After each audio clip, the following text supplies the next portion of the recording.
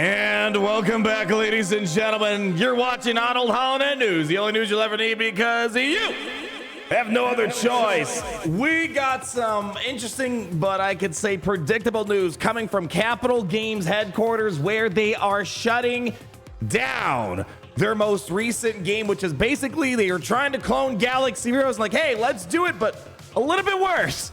Lord of the Rings, Heroes of Middle-earth. Now, we've been kind of covering it here and there. We'll go over the history of it, but I kind of had a feeling this was coming, and we're going to talk about the lessons to learn from this game and why you and I do our best to make sure we give Capital Games valid criticism to make sure Star Wars Galaxy Heroes does not end up like this game. A lot of lessons to be learned out of this. Let's give you a quick story on what's happening here. Bring them on over, Gary. So, we made some videos on Lord of the Rings Heroes of Middle-earth. I mean, it was supposed to be Galaxy Heroes with the Lord of the Rings skin, and I can't say I love Lord of the Rings as much as Star Wars, but I still think it was a really cool, and they could have done this well. I want to make this abundantly clear. This could have been a very successful game. I tried making it. You've seen my initial reviews. I was not especially impressed with the art direction of the game, and people tried making excuses, and this is what happens when you make excuses instead of addressing the real fact of the matter. And eventually I just kind of did the old Irish exit, whatever you call it, the Irish goodbye, where this was the last video I made where their monetization for Lord of the Rings Heroes as a new game with like no content to do in 2023 at the time was completely abysmal. And I'm like, you know what? I'm not going to force them to cover a game, even though people were watching them. I'm not going to force them to cover a game that I just simply wasn't enjoying. And it looks like about 9 months later, we're kind of realizing the things that I said and many of the other guys out there, where today Capital Games just made an announcement where, long story short of it, they basically have said, thank you, but we are going to be setting ourselves into the sunset. Let's just read a couple of pieces of it. And again, we kind of saw this coming from a big distance away, where to give you for those that stopped playing alongside with me, in the past month or two, there were no more login calendars. But just kind of bare minimum effort. There was no communication from developers since December. And also on top of it, they just were not adding any new content, and the packs, there were no more packs to be sold. And people still didn't want to see the signs there, you know?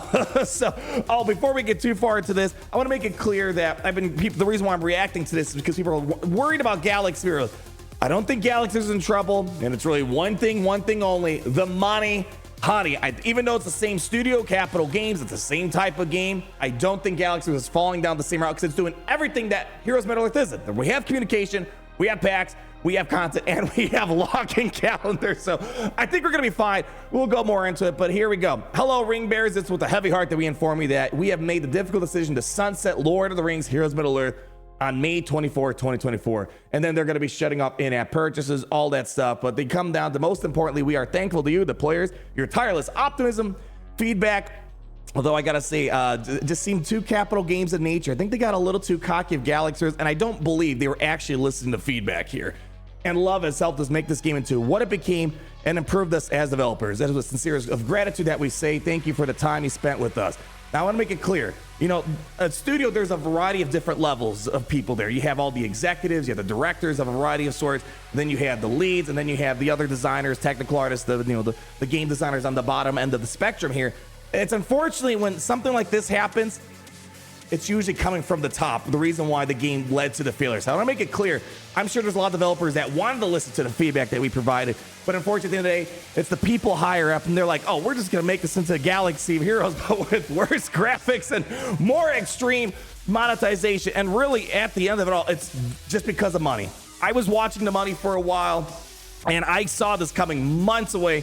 And I think the disappointment that we kind of talked about the other day, you'll have people that'll still go to bat, defend Capital Games. Oh, you don't know what you're talking about. Oh, you're being too negative. No, I want games to be as good as they can possibly be. And when people are defending acts of CG that are very anti-player, it's going to end up like this. And I don't want this to happen to especially Star Wars Galaxy of Heroes, where let's just look at the revenue numbers just for the last month. And I believe this is January.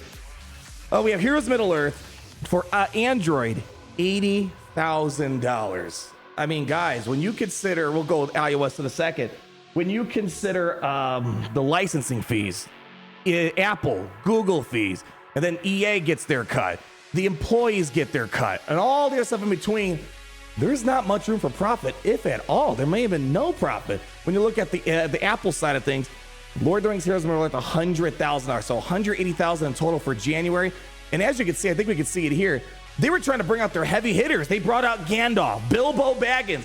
That's kind of like the Darth Vader, the Luke Skywalkers of Star Wars Galaxy of Heroes. If you're still not bringing in heavy-hitting numbers after bringing some of the most important characters from the Lord of the Rings franchise, it's not looking good. And there's a deeper systematic problem with the game that you released at the end of the day here. So that's really what it comes down to. I'm sure if the game was making money, it would still be the lowest quality game, in my opinion, that ended up being. But unfortunately, it just didn't work out for Lord of the Rings for probably a variety of reasons. Because you think just replicating Galaxy Heroes, you're golden. Not quite. There's a couple things I want to enlighten you with. Number one, this game came out in 2023.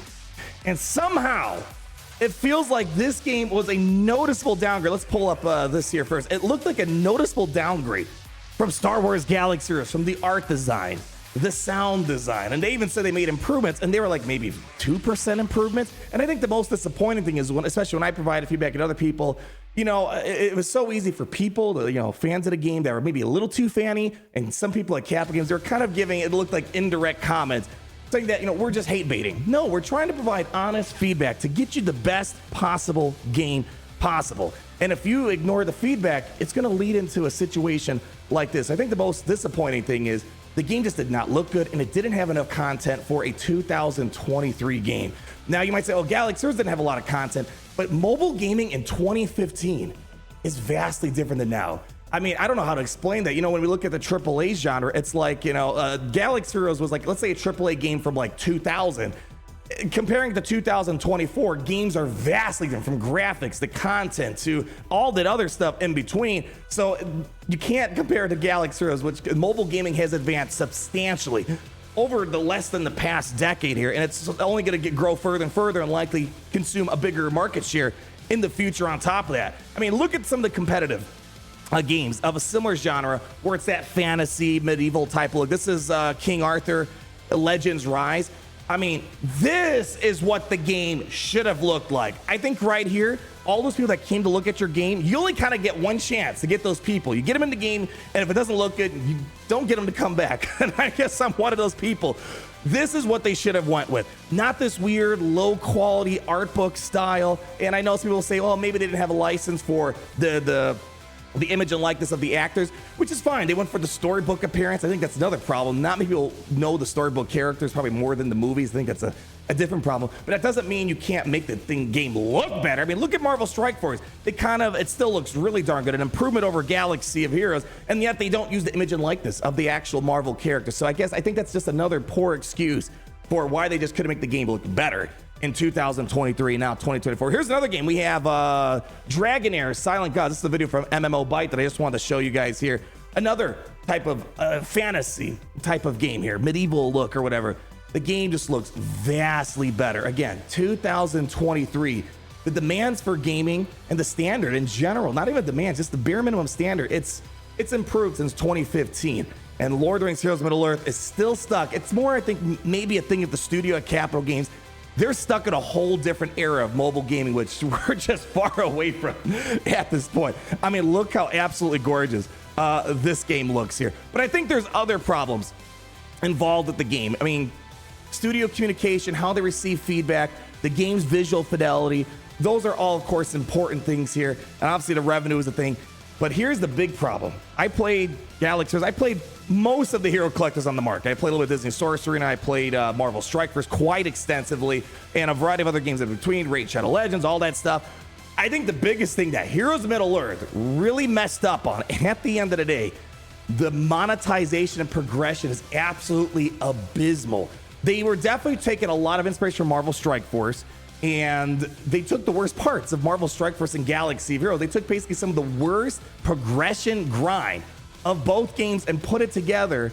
And then, of course, when you package it up in this really low quality art style, and then you're kind of ignoring feedback, and there's just not much to do in the game. Literally, there was just not really anything to do in the game. And some people like that, but people want to play the game, not to not play the game and wail hard. Wailing shouldn't be the main form of content. I think that was really the biggest thing. They tried taking Lord of the Rings Heroes of Middle-earth and putting it in a scenario where the content was a 2015 mobile game, but the monetization was designed for a game that was already 10 years into its cycle, like Strike Force, like Galaxy of Heroes.